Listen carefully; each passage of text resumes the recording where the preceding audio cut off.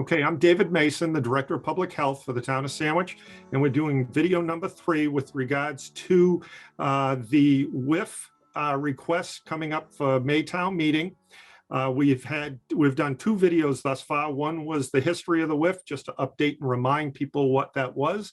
The second video is with regards to the meat of the request relative to the updates and the getting to us to a permitting level and updating the CWRMP as we narrow down our plan. And part of this, part of the task that we're funding is intermunicipal technical assistance. So today we have Erin Perry from the Cape Cod Commission. And we're going to, so we understand, the bigger picture. We're going to talk about shared watersheds and the importance of that. So you want to kind of take us in that direction, Erin, for shared watersheds and what it means with regards to wastewater. Sure. Thanks, Dave. Watersheds really represent the jurisdiction of the problem that all communities are dealing with relative to coastal water quality degradation. Watersheds are the areas of land that separate the waters that flow to different areas. In our case, on the Cape, the waters that flow to coastal embayments. And the causes of the degraded coastal water quality, which primarily for our region are septic systems, excess nitrogen from septic systems and other land uses, travel from their sources in homes and businesses and from other development in the region through those watersheds to coastal embayments, where we've all seen their impacts are visible. And those watersheds, they don't obey town political boundaries. Across the Cape, there are 53 different coastal embayments. And 32 of the 53 watersheds that contribute to those embayments are shared by more than one town. And in some cases, as you know, in Sandwich, they're shared by 3 or even 4 towns. And with the nature of those kind of shared watersheds, no single contributing town can solve the problem on their own. They really need to collaborate with their neighboring communities on a solution for the entire watershed. All right. So, I mean, we've worked in the past. Well, you're familiar too, because there's other towns that have developed intermunicipal agreements. So as far as, on what level have you been involved and what's your knowledge of what other towns have done with regards to intermunicipal agreements in shared watersheds? Sure. Many communities across the region are looking at different forms of intermunicipal cooperation. Certainly in Sandwich, in the Papaneset Bay watershed, you have an excellent model for an intermunicipal agreement between the towns of Mashpee and Barnstable and yourself. I think, setting the stage for a collaborative approach moving forward. Other communities in the region, particularly around the Pleasant Bay watershed, have come together to develop intermunicipal agreements and targeted watershed management plans to address the watershed as a whole in a collaborative way.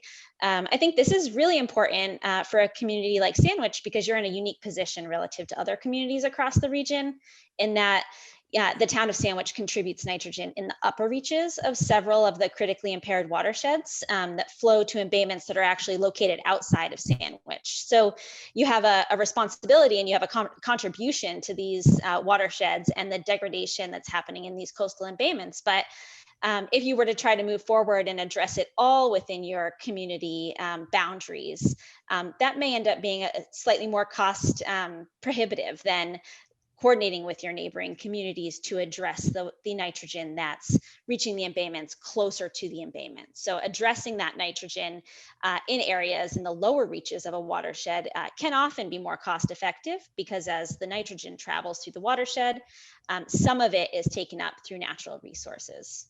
Oh, that's an excellent point and a great lead into regionalization then. So as far as those abutting communities that we share watersheds with, and we're in those, as you said, in those upper areas of those watersheds, regionalization becomes important for environmentally and fiscally for the town, because there may be cheaper alternatives if the towns, for the towns to work together. Do you want to speak to that, Bud? Sure. I think as Erin pointed out, in many ways, Sandwich is fortunate in that a lot of our water flows to the north, and so those embayments are in good shape in Cape Cod Bay, but the water that flows to the south, which is roughly about 1/3 of our total land area, contributes to problems in Barnstable and Mashpee and in Falmouth. And so, for example, with the Pompanesett Bay intermunicipal agreement, we actually talked about it may make more sense financially and to address the problem bigger for Sandwich to simply contribute money to some of the initiatives that are being undertaken in Mashpee, where the bigger source of the problem is, because it would mitigate more of the nitrogen and other problems at a much lower cost than if we tried to impact it from Sandwich. Plus, it happens more immediately, the positive benefits. You know, some of the things that we try to do in Sandwich, by the time the water flows south, you know, they may not see that for over a decade. So, you know, I think our intermunicipal agreements and under the Cape Cod Commission's leadership, they've taught us that it may make more sense to simply pay some of these neighboring towns where the source problems are to get a bigger bang for our buck. And it's ultimately cheaper for us than running pipe in those parts of town, really, to address the problem. So, and, you know, Dave, you really focused on this, but similarly, you know, if and when we do build a treatment plant in Sandwich, it may make sense for Barnstable or Mashpee to be a part of that. And, you know, we would allow them, which we've already gotten permission for at town meeting 3 years ago, for them to use all of our public roads the relevant public roads in order to access and install sewer lines, whether they be coming this way or just disposal lines going the other way. So I think we've had the foresight, and we know that working together, it'll cost us less than if we did it on our own. No, that is a great point, and we've had those discussions, a lot of those discussions with Barnstable thus far. They have needs, and we have shared issues and shared watersheds. So how do we do this to benefit both communities and address the environmental issue, and, you know, be responsible financially also? So you had alluded to also, Bud, the issue of paying them money. It can be termed nitrogen credit trading. Do you want to give us a breakdown on that, Erin, as far as what you're familiar with that topic as far as nitrogen credit trading? Sure. Nitrogen credit trading can be perhaps a really useful tool for some communities within the shared watersheds, you know, in Sandwich, but across the region as well.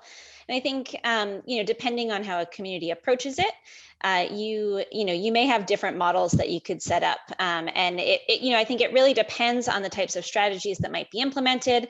But perhaps the town of Sandwich could address at least some portion of the nitrogen that it contributes to a watershed by paying for some nitrogen credits associated with another community's wastewater infrastructure, or perhaps non-traditional solutions that they're implementing in the embayment itself. So in those cases, Sandwich wouldn't necessarily take on the role of implementing the particular strategies or approaches to address the nitrogen, but they would contribute financial resources that would you know, account for the nitrogen that they're contributing. Okay. Anything else you want to add to that, Bud? No, I think it's, you know, something that's been talked about a lot, and I think in the long run will make a lot of sense. And just to sort of tie it back to the Water Infrastructure Investment Fund, that is allowed under that source of funding. So as the town brings in money, we are allowed to pay our neighboring communities to help address, you know, their nitrogen problems. All right. Well, I want to thank you both for working with me today on this to educate the public on the component of intermunicipal technical assistance and the funding associated with that we're asking for that, and what the purpose of that work is. So we acknowledge the need to work with our communities, our abutting communities, and we do take responsibility for our nitrogen impacts, and this assists with that.